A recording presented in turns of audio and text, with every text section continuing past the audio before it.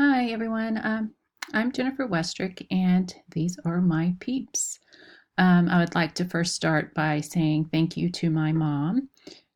Without her dedication to studying genealogy and being interested in ancestry, I would not have all the information that I have. So it's thanks to her that I have all this and able to share it. So I'll start with me, Jennifer Westrick. I was born Jennifer Carroll in Birmingham, Alabama in 1971. I went to undergraduate school at Auburn, and then I received my master's at UAB, and now I'm working on my EDS at UGA. Of course, a teacher. I was married in 1997, and I have two children. We're going to start with my mom's side of the family because that's where most of my information is from. So my mom was born Gloria Ose. She married my dad, Joseph Carroll, in 1966. So my mom was born in Michigan in 1946. She has three children. She has a high school diploma and she's worked in customer service her whole life. And she was raised in the rural areas and around Birmingham in Alabama.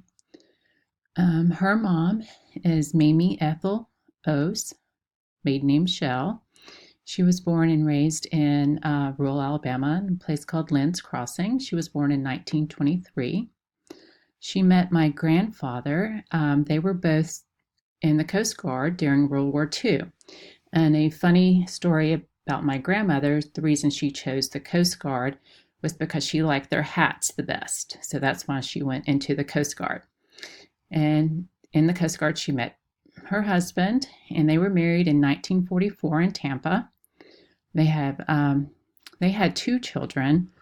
My grandfather died when my mom was 2 years old, and my grandmother was pregnant with her second child. And after my grandfather died, she moved back to Alabama to be with her family. So that's how my mom ended back in Alabama from Michigan. So my grandmother, Mamie Ethel, was born in 1923, and she married my grandfather in 1944, and then she died in 2002. My grandfather, William Joseph Ose, was born in 1920 in Flint, Michigan. He died in 1948, and he worked in Detroit. And he died in an airplane accident. He was he was taking flying lessons through the GI Bill, and he and his twin brother were both in the plane, and it crashed, and they both died. And an interesting fact about my grandfather, not so much about my grandfather, but his family, he had an uncle that was business partners with Jimmy Hoffa, and they owned a pie company together in Michigan.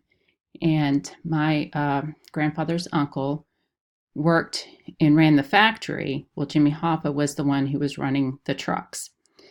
Don't think that there was any connection with Jimmy Hoffa and the mafia, but we do have some family connection to Jimmy Hoffa. Okay, so that's my grandparents. My grandmother's parents, my great-grandmother, Mamie Lee Shell, her maiden name is Statham.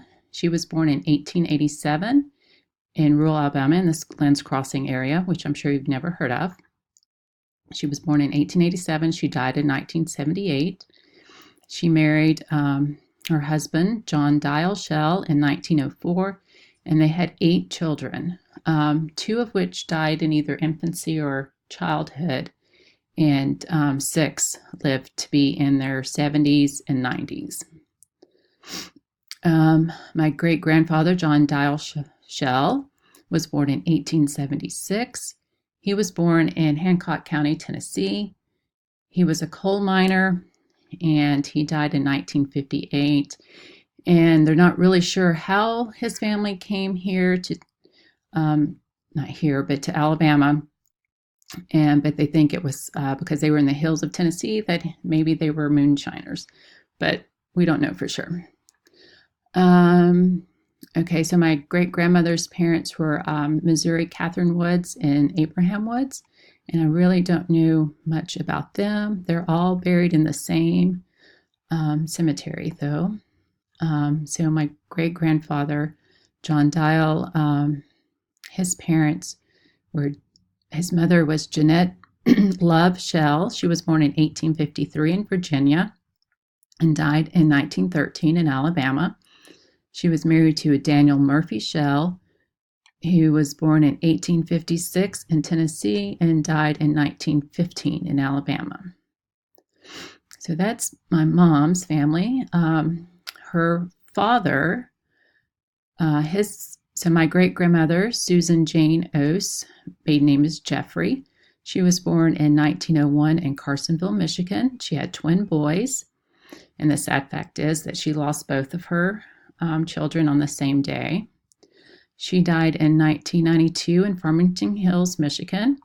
A fun fact that about my great-grandmother here, we both have the same birthday. I was born on her birthday. Her parents were Mary LaCroix Jeffrey, who was born in Sarnia, Canada, which is in the French-Canadian part of Canada, and her father was William Jeffrey. My grandfather's dad's name was Edward Philip Ose. He was born in 1898, Detroit, Michigan. He died in 1956, and he worked for Chrysler Auto. His parents were Margaret Ose, or Danowski, his maiden name, born 1877 and died 1963. Joseph, married to Joseph Ose, born in 1875 in Detroit, Michigan, and we don't know his death date. So my mom was actually able to get her ancestors on her father's side, the Ose side, all the way back to Prussia.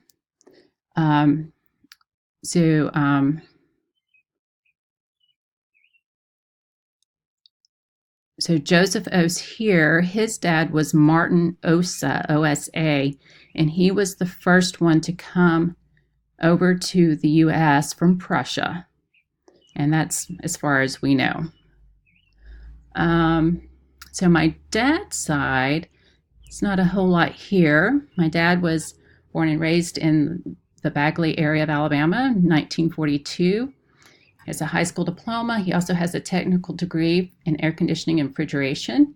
He worked as a fireman for U.S. Steel until the U.S. Steel economy went downhill in the 80s, and then he became a head maintenance in nursing homes.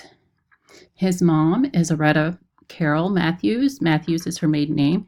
She was born in 1910 in Alabama, married and had 4 children.